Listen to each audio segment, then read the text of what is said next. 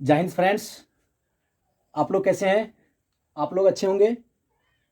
तो देखिए, आज का टॉपिक्स जो है आप लोग का फुल वेव रेक्टिफायर, और फुल वेव रेक्टिफायर्स क्या होता है और उसका जो कितना टाइप्स है उसके बारे में आप लोग को बताएंगे।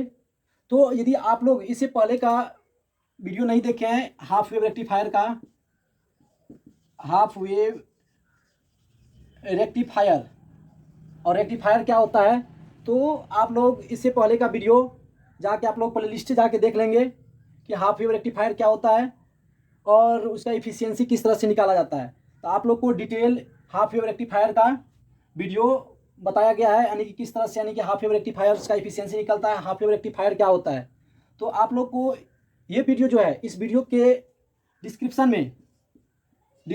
में आप लोग डिस्क्रिप्शन में जाके देखिएगा तो आप लोग एक लिंक मिल जाएगा हाफ वेव रेक्टिफायर का। तो वहाँ से आप लोग हाफ वेव रेक्टिफायर जाके देख सकते हैं। तो आज का टॉपिक जो है आप लोग का फुल वेव रेक्टिफायर। तो फुल वेव रेक्टिफायर क्या होता है? देखिए, फुल वेव रेक्टिफायर क्या होता है कि यानी ऐसा रेक्टिफायर जिसमें क्या होगा कि एसी सिग्नल जो दे रहे थे, एसी सप्लाई जो दे रहे थे रेक्टिफायर में, तो दोनों साइकिल के द्वारा क्या होगा, आपका आउटपुट प्राप्त हो जाता है। आपका जो आउटपुट प्राप्त होगा इस दोनों साइकिल के कारण होगा, यानी कि पॉजिटिव हाफ साइकिल और नेगेटिव हाफ साइकिल दोनों के कारण आपका यानी कि आउटपुट प्राप्त हो जाता है। इसलिए इसको बोलते हैं फुल वेव रेक्टिफायर। तो फुल वेव रेक्टिफायर्स का पहला जो टाइप्स है वो है centre type full wave rectifier, और दूसरा जो है फुल वेव ब्रिज रेक्टिफायर। तो चलिए अब आप लोग को बताते हैं कि centre type full wave rectifier क्या होता है। देखिए, सेंटर टाइप कहने का मतलब क्या है, इसका नाम से देखिए कैसे है कि इसका जो टैपिंग जो होगा, इसका सेंटर से जो होगा टैप्ड होगा, इसलिए इसको centre tap full wave rectifier कहते हैं। तो इसका कंस्ट्रक्शन पहले देख लीजिए कि किस तरह से होता है centre tap full wave rectifier का कंस्ट्रक्शन। देखिए, ये आप लोग का ट्रांसफार्मर है, यहां से एसी सप्लाई दे रहे हैं, और ये ट्रांसफार्मर का सेकेंडरी वाइंडिंग है। यहाँ एक डायोड जुड़ा रहता है,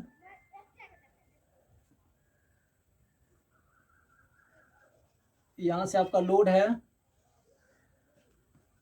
और एक यहाँ से और एक डायोड आता है, डायोड D1, ये आपका डायोड D2, ये आपका लोड RL, ये आपका एसी सप्लाई है VM,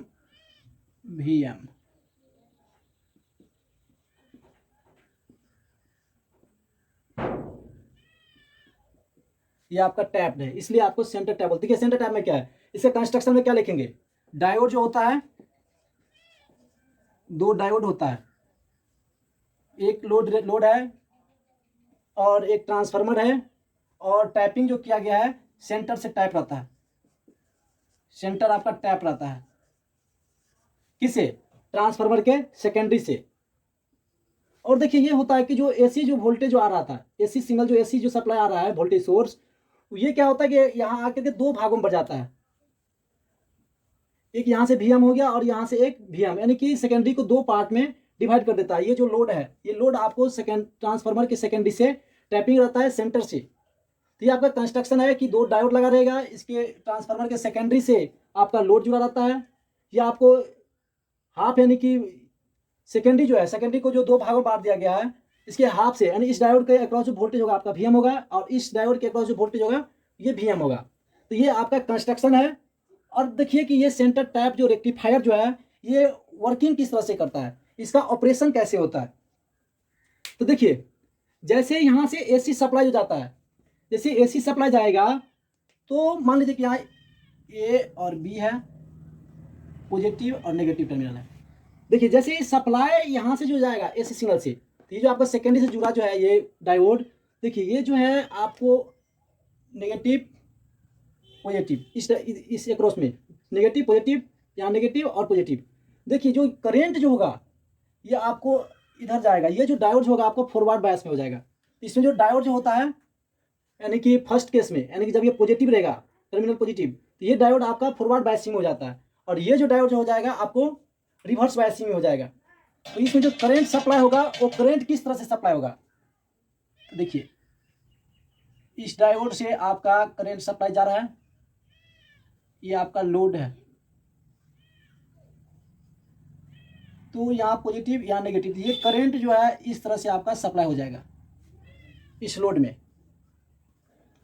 कब, जब आपका ये जो होगा पॉजिटिव टर्मिनल से होगा, तो क्या होगा कि यानी कि ये डायोड जो है डायोड D1 आपको फॉरवर्ड बायस में हो जाएगा, फॉरवर्ड बायस में हो जाएगा, और डायोड D2 जो है, ये डायोड D2 जो है आपका रिवर्स बायस में हो जाएगा, क्योंकि ये आपका नेगेटिव टर्मिनल है ये जो है, और ये टर्मिनल जो है बार, ये बार आपका पॉजिटिव टर्मिनल हो जाएगा। तो ये क्या हो जाएगा कि ये आपको रिवर्स बायस में हो जाएगा। तो रिवर्स बायस में ये डायोड जो होगा आपका ओपन सर्किट की तरह काम करेगा, ये डायोड आपका ओपन रहेगा, और ये डायोड जो है आपका क्लोज हो जाएगा, यानी एक वायर की तरह काम करेगा, करंट इससे फ्लो हो जाएगा, लेकिन इस डायोड से क्या होगा, फ्लो नहीं होगा। अब देखिए जैसे आप ये जो AC सप्लाई जो था पॉजिटिव हाफ साइकिल में, ये आपका यानी कि डायोड कंडक्ट कर रहा था, लेकिन डायोड D2 जो है आपको रिवर्स बायस में आ रहा था। अब जैसे ही अपना पोलरिटी चेंज हो रहा है, यानी कि नेगेटिव साइकिल आ रहा है, तो नेगेटिव साइकिल जैसे ही आता है तो ये आपका यानी कि पोलरिटी चेंज कर जा रहा है, तो ये आपका हो जाएगा पॉजिटिव, और ये हो जाएगा आपका अब नेगेटिव। तो अब क्या होगा कि डायोड D1 जो है आपका रिवर्स बायस में हो जाएगा। देखिए इसका इस तरह से होगा,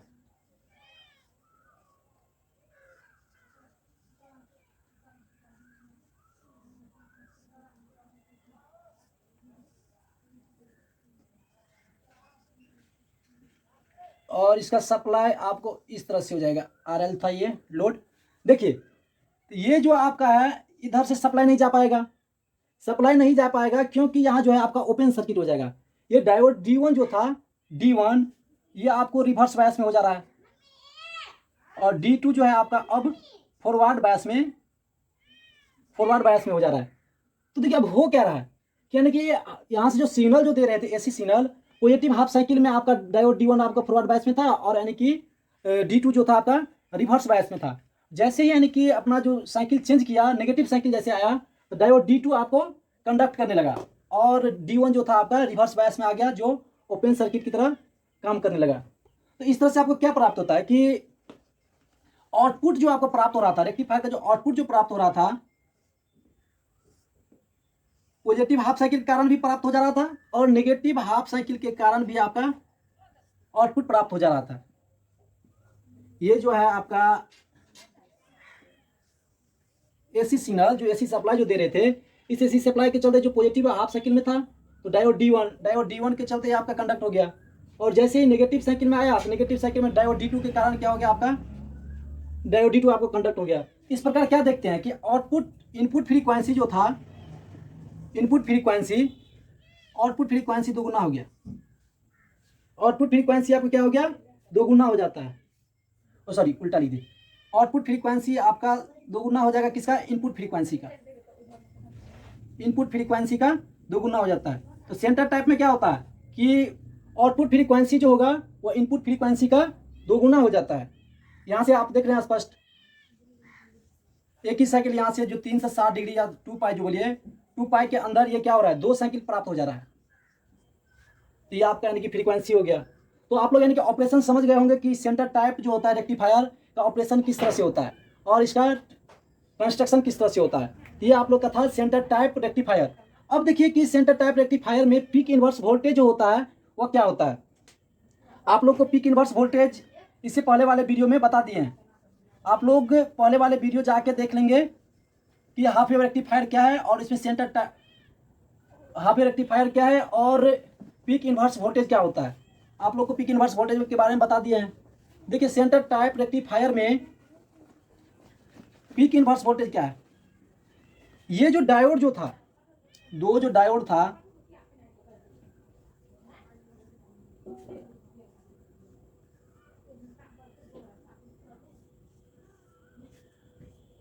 ये जो आपका 2 डायोड है, जिस समय में आपका डायोड ये D1 जो कंडक्ट कर रहा था, उस समय में आपका डायोड D2 जो था आपका यानी कि ओपन सर्किट की तरह काम करता है, यानी रिवर्स बायस में था। तो ये क्या होता है कि जिस समय आपका डायोड D1 कंडक्ट कर रहा था, तो इसके अक्रॉस जो वोल्टेज जो होता है, ये आपको Vm है, ये भी Vm, तो ये आपको डायोड D2 के अक्रॉस जो वोल्टेज हो रहा था, डबल वोल्टेज यानी 2 Vm हो जा रहा था। यहाँ जो वोल्टेज आएगा वह 2 Vm हो जाता है, यानी कि पीक इनवर्स वोल्टेज जो होता है सेंटर टैप रेक्टिफायर का 2 Vm होता है। ये आप लोग लिख लेंगे कि सेंटर टैप रेक्टिफायर का पीक इनवर्स वोल्टेज कितना होता है। अब देखिए कि अब इफिशियंसी निकालना कि सेंटर टैप रेक्टिफायर का इफिशियंसी कैसे निकालेंगे।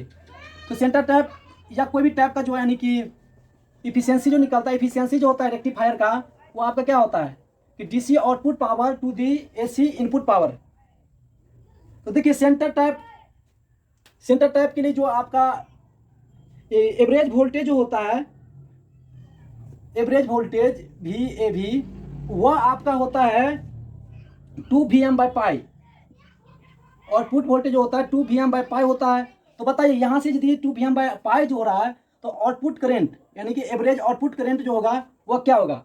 ओम्स लॉ से जानते हैं कि V इक्वल टू क्या होता है IR, तो I बराबर क्या हो जाएगा V/R। तो यहाँ से देखिए आउटपुट जो वोल्टेज है, एवरेज वोल्टेज जो है आपका हो जाएगा VA, average voltage upon RL। ये जो है लोड रेजिस्टेंस यानी कि सेंटर टैप में जो लोड जो था उसका लोड, ये RL। ये आपका हो गया यानी कि एवरेज करंट। तो एवरेज करंट यहाँ से क्या निकल के आएगा, VAB का वैल्यू बैठाइए।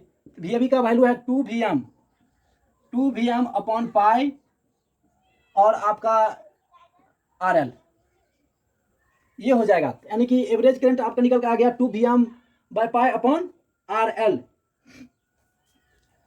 अब देखिए, अब जो यहाँ से लिख सकते हैं कि I0 equal to 2Im upon pi, जहाँ आपको है Im equal to Vm upon RL। अब चलिए अब निकालते हैं P0। P0 करने का मतलब आउटपुट पावर। तो आउटपुट पावर बराबर क्या हो जाएगा I0 का स्क्वायर इंटू RL, ये होगा पावर का। तो अब यहाँ से बैठाइए क्या हो जाएगा, I0 का वैल्यू है आपको इतना, कितना हो जाएगा 2Im/π का whole square into RL। I क्या होगा, इसको तोड़ेंगे 4Im का स्क्वायर अपॉन पाई का स्क्वायर RL।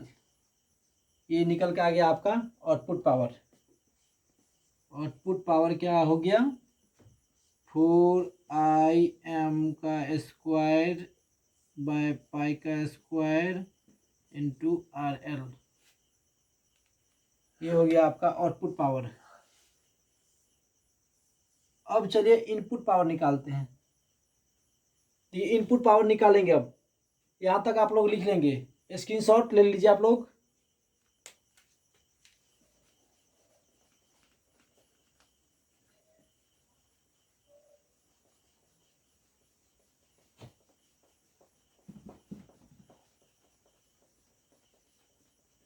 देखिए अब इसको यहाँ लिख लीजिए।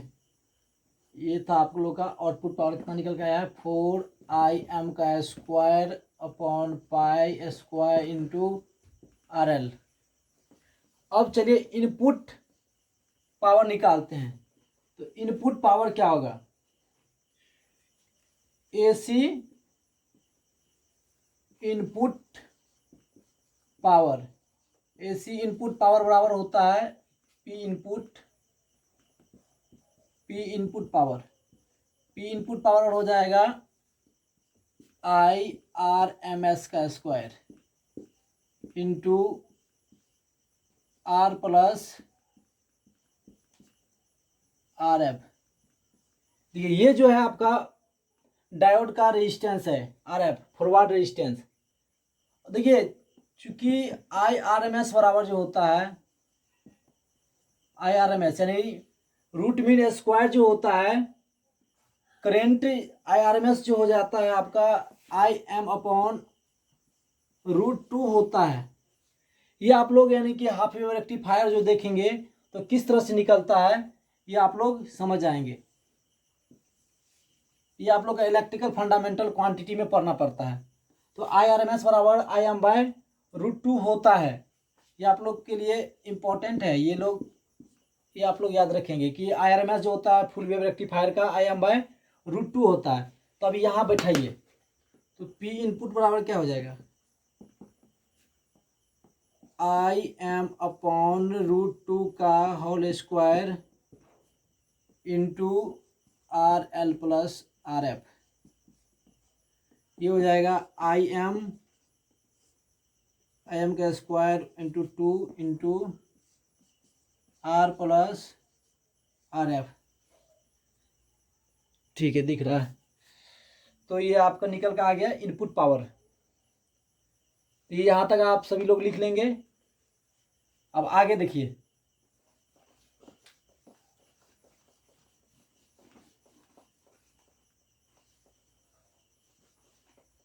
यहाँ लिख लेते हैं input power. P input power आपको निकल के आया है आई एम का square upon 2 into RL plus RF। अब देखिए इफिशियंसी। अब इफिशियंसी निकालते हैं कि सेंटर टाइप रेक्टिफायर या full wave rectifier, full wave rectifier का इफिशियंसी क्या होता है। ये इफिशियंसी बराबर होता है P0 अपॉन P इन, यानी output DC power by input AC power. तो ये आपको कितना कितना दिया है, 4IM का square into RL upon pi square upon, ये लिखिए IM का square upon 2 into RL plus RF। ये हो गया। इसको क्या लिख सकते हैं, इसको यहाँ लिखिए 4IM का square into RL upon pi square into 2 upon IM का square into RL plus RF। ये लिख सकते हैं ना। ये आपको पलट के ऊपर चल जाएगा। यही इसको यानी कि सोल्व किए हैं। यहाँ से देखिए IM के स्क्वायर से IM का स्क्वायर कट जाएगा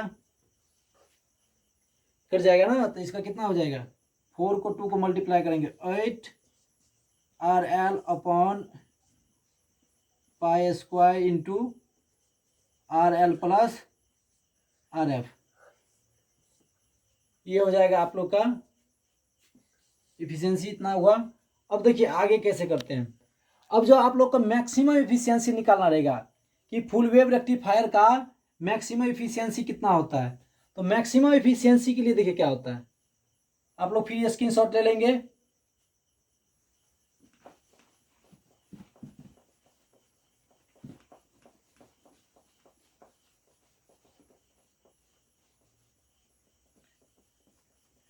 for maximum efficiency, for maximum efficiency, maximum efficiency के लिए देखिए क्या होता है। मैक्सिमम इफिशियंसी के लिए ये जो है फॉरवर्ड यानी कि डायोड रेजिस्टेंस, ये आपका बहुत ही यानी कि वैल्यू कम होता है इसका, इसलिए इसको क्या करेंगे, निगलेक्ट कर देंगे। यानी RF जो है 0 ले लेंगे। जब RF का वैल्यू जब 0 ले लेंगे तो इफिशियंसी ईटा इक्वल टू क्या निकल के आएगा, 8 RL upon pi square RL। यही होगा ना। जब ये आपका वैल्यू 0 हो जाएगा, RL से RL कट गया, 8 अपॉन पाई स्क्वायर, 8 अपॉन इसका 3.14। जब इसको सोल्व कीजिएगा तो ये आप लोग का वैल्यू निकल के आएगा 0.812। इतना निकल के आया आप लोग का। अब देखिए जब परसेंटेज में इफिशियंसी निकालेंगे, 8.12% होगा। Very very important. ये सेंटर टाइप बोलिए या ब्रिज रेक्टिफायर, दोनों का एफिशिएंसी सेम होता है। यानी फुल वेव रेक्टिफायर का एफिशिएंसी कितना होता है? 81.2%। ये था आप लोग का क्या, यानी कि सेंटर टाइप रेक्टिफायर का फुल डिस्कशन। अब देखिए, अब क्या है कि इसका डिसएडवांटेज क्या है, आप लोग स्क्रीनशॉट ले लेंगे।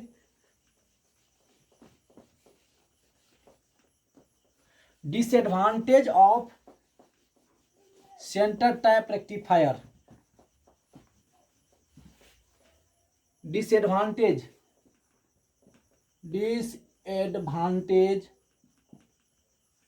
Disadvantage of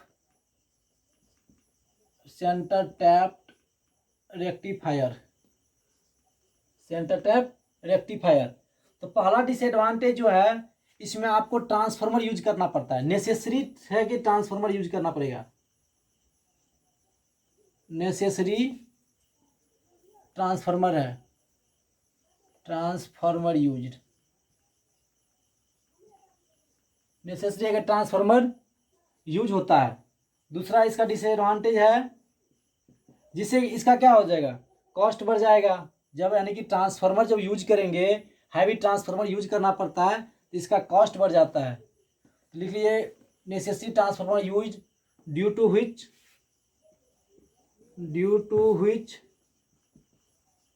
its cost is very high. दूसरा हो जाएगा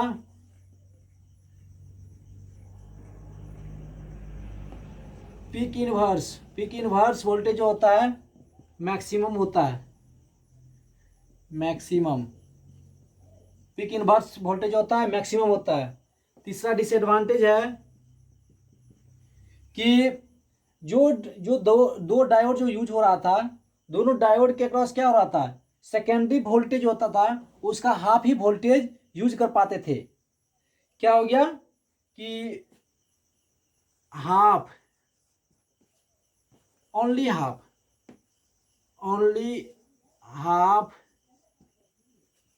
voltage of secondary transformer only half voltage of secondary transformer is used by each diode। क्या है कि प्रत्येक डायोड के द्वारा क्या होता है कि ट्रांसफार्मर सेकेंडरी ट्रांसफार्मर जो है सेकेंडरी साइड, उसका हाफ वोल्टेज ही केवल यूज कर पाता है। तो ये था आप लोग का यानी कि disadvantage of centre type rectifier. अब आप लोग का है कि ब्रिज टाइप रेक्टिफायर क्या होता है। तो ब्रिज टाइप रेक्टिफायर आप लोग को नेक्स्ट वीडियो में बताएंगे, क्योंकि ये आप लोग का वीडियो लंबा हो जाएगा। तो आप लोग यानी कि इससे पहले का वीडियो आप लोग देख लेंगे, जिससे क्या होगा, आप लोग का कंटेंट बना रहेगा। और यानी कि आप लोग के लिए जितना भी सेमेस्टर में आता है फिजिक्स से, सेमेस्टर फर्स्ट में ग्रुप 1 के जितने भी स्टूडेंट हैं उन लोग को जो फिजिक्स पढ़ना है, आप लोग को सब वीडियो आप लोग को मिल जाएगा। ये था आप लोग का centre type full wave rectifier. तो आप लोग अच्छे से यानी इसको नोट्स कर लेंगे।